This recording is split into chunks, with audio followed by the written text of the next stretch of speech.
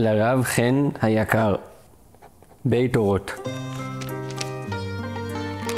הגעתי לבית הזה לפני קצת יותר משנה. לא סתם קוראים לבית הזה בית אורות.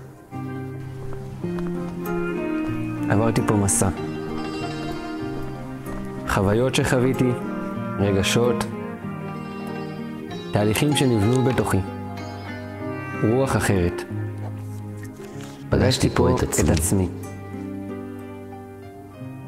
נעטפתי בחיבוק אוהב, הרב חן, הרב ישי, חברים, אנשים לבביים.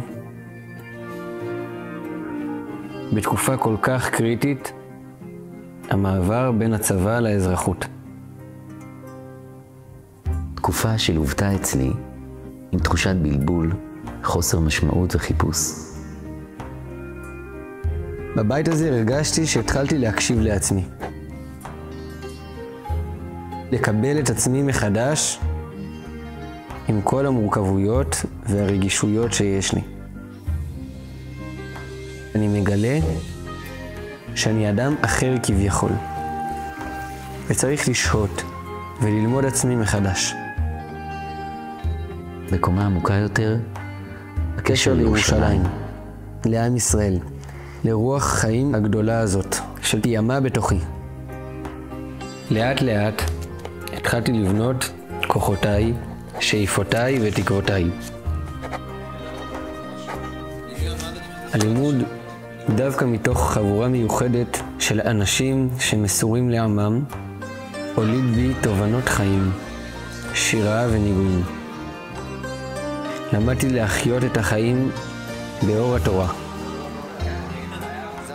וכל הדברים האלה כיוונו אותי, שנשמתי תואר לגילוי האני ולהופעתה בחיים. אין מילים להערכה שלי, לנתינה אינסופית בשעות לא שעות, בקומה הפיזית והרוחנית, שיצרו פסיפס ענק של בית מדרש שהוא בית. באהבה גדולה וגעגוע עז.